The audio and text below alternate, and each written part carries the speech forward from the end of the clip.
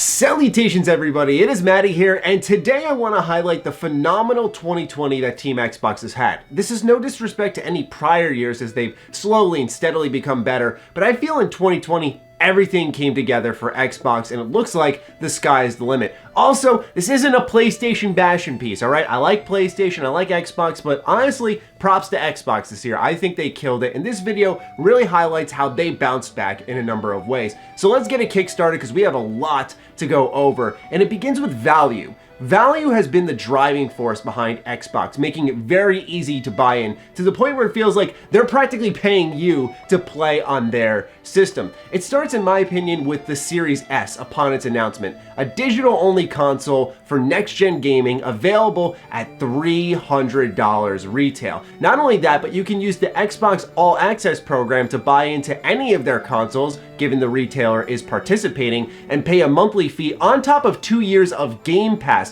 So right out of the box, you're getting a brand new next-gen system, all the games via Game Pass for 2 years, and a lot of those games on Game Pass are games that are coming out as first-party exclusives, and that's not counting for, say, something like EA Play being rolled into Game Pass. So it's really that predominant value that is driving Xbox home, and this year, I feel they nailed it. You have your big system, the Series X, which has all the power behind it, but if you want to buy into next-gen cheap, Xbox gives you a really great option and then a great payment plan behind it, plus a huge library of games that you can be a part of if you are an all-access subscriber. I think just being able to get in on those games when it's a huge investment, especially in a time where finances are very tough for people, seeing Xbox say, hey, for 20 bucks a month, you can get that new console and a bunch of games via Game Pass and our future first-party library if you buy in, that is really attractive and is a seriously big offering from a company. Continuing on the conversation of value is Game Pass. Game Pass continues to once again feel like Xbox is paying us, and it delivers on so much value,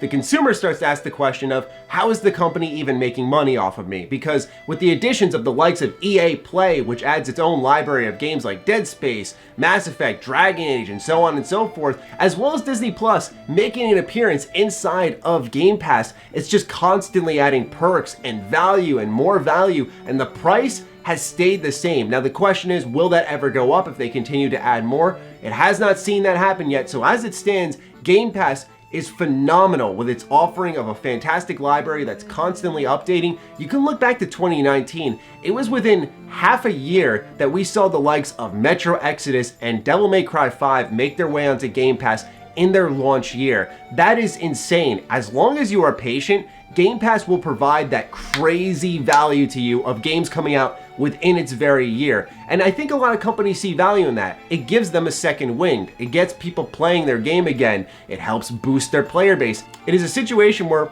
the high tide raises all ships. And so Game Pass continues to deliver this phenomenal value. And I talked about first-party studios, which I think did a really good job this year, but it's also Xbox's bolstering. That was probably the most significant part of Xbox's 2020, is the bolstering of their first-party studios. Now, we've seen acquisitions for many years now from Xbox, putting them at 20+ studios, so they're really primed for a fantastic future. All we need now is patience, because games can't be made overnight, especially really great ones. But when you add Bethesda as a whole to Xbox, that changes the game. Now, I know Bethesda's reputation was tarnished by the likes of, say, Fallout 76's launch and some weird decisions with the Elder Scrolls franchise like Blades, or even to some extent for some folks, Legends, while I thought Legends was decent. But still, Bethesda as a whole owns a number of fantastic IP, and all of those will be on Game Pass. So you get the Dishonored series, you get Prey, you get all the Elder Scrolls games, you get the Fallout games.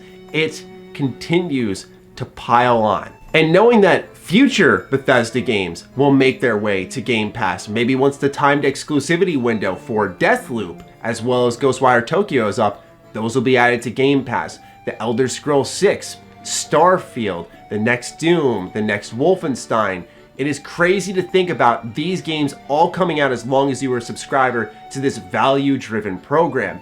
And not only that, but you look at the games that have come out in 2020, and I feel like there's been a lot of unsung heroes for Xbox. And this is, once again, no bash to PlayStation. It's just that I think people are very accustomed to celebrating PlayStation exclusives, whereas Xbox, it's a little bit tougher to get that marketing, to get that name out there. So a game like Ori and the Will of the Wisps, completely absent from the Game of the Year conversation, is one of 2020's very best games, and it's gone under the radar, but it is phenomenal. Also available on Game Pass, also got a next-gen update, 4K, 120 frames per second, absolutely beautiful game, wonderful story, pixel-perfect platforming, it's got great progression in it. It is a very, very damn good game. So Ori is one of Xbox's very best exclusives, but the list continues on. Gears of War 5 received a 4K update on the Xbox Series X, which I think once again boasts this feeling of next generation technology. You have 120 FPS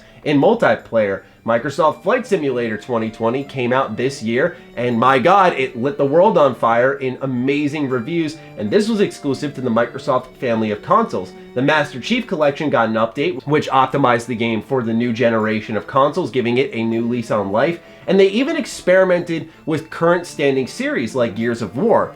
We know Gears of War is this third-person shooting franchise, very gritty, very dark, very heavy, but it's also a classic. And to see them in a time where Gears isn't the system seller, where Halo isn't a system seller, to see them experiment and make Gears Tactics, which is like an XCOM-styled Gears of War game, awesome. It wasn't the best reviewed, but it got good reviews. But still, awesome to see that experimentation, and yet another great addition to the Xbox library and another great addition to Game Pass. All these games I mentioned, you can get on Game Pass, whether it's Game Pass on PC or Game Pass on Xbox. And the value of Game Pass only gets even crazier when you think of the likes of XCloud streaming, where you can take that whole library and just, hey, let me go ahead, stream it to my phone right here. Why not, right? Like, okay, I'll just play AAA games on my phone because XCloud is that crazy. Or, of course, PC accessibility. See, Xbox is more along the lines of, if I quote Phil Spencer here, an ecosystem, although I'm not going to use that word, but it's amazing how many systems it branches out to. It collects a wide player base, and most people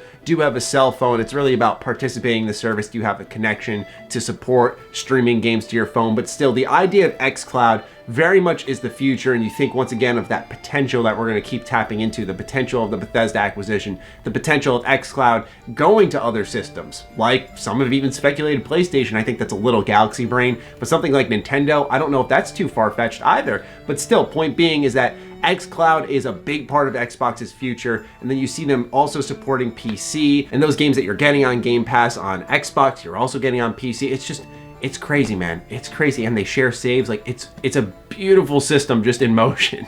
And also, what about Smart Delivery? Smart Delivery is a program for Xbox that a lot of people cranked on. I believe I actually did myself, because a lot of people were thinking, hey, how can you get confused about what version of the game you're running? But suddenly we're looking at PlayStation 5 now, where there was an issue around launch where some people were starting out the PS4 version and they didn't know the difference, and they couldn't tell if it was the PS5 version at times or the PS4. You don't know if that's really a commentary on the games or not, but the fact that that option there is just completely gone, and just automatically upgrades. You don't have to think about it at all. It just happens seamlessly through that Smart Delivery program. It's a major boost. It removes a lot of confusion for a lot of consumers, and I speak as someone who's a pretty big gaming enthusiast, I'd say, and I know a lot of you out there are watching are deeper in the cut when it comes to gaming too. You're all enthusiasts as well if you're watching this video, and so if we're getting confused on things like that, then I imagine just, you know, average Joe gamer over there is almost definitely getting confused. And so when you look at that, I think that presents a serious problem for people who are investing in these new generation consoles.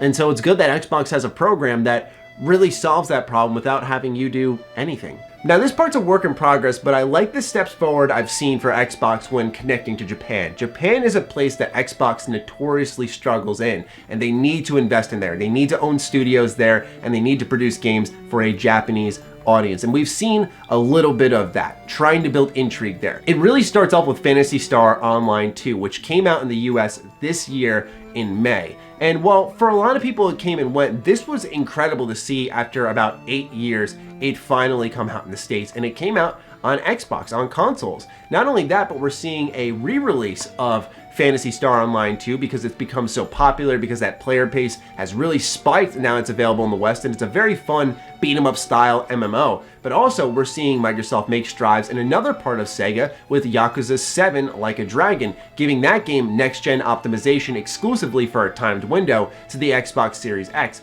Now, I don't think that latter part is enough to really push a lot of the Japanese audience to buy into an Xbox, but it's a step forward, and hopefully we'll start to see actually Xbox invest in studios and start to get JRPGs exclusive to the Series X. You know, kind of in the days where we saw Operation Darkness, Lost Odyssey. I mean, Lost Odyssey was phenomenal. Blue Dragon. These were amazing games, and they were more akin to a JRPG audience, and I'd love to see Xbox round things out there. But for me, I like the step forward I saw. I see them identifying the issue and trying to respond to it in a way that they possibly can right now. In the future, it's a whole different story because studio acquisitions take a lot of time.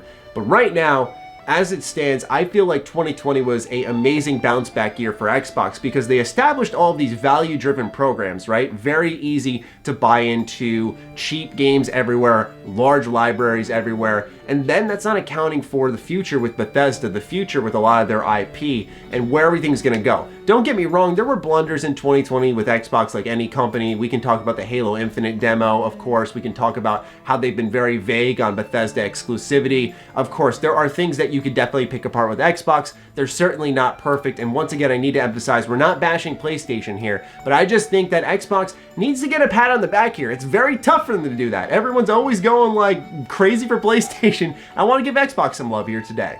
So with that, ladies and gentlemen, allow me to wrap up this video. This has been a recap of 2020 for Team Xbox. Let me know what you think in the comments down below, and I'll catch all of you soon, all right? Stay sexy, stay active. I love you all. Peace.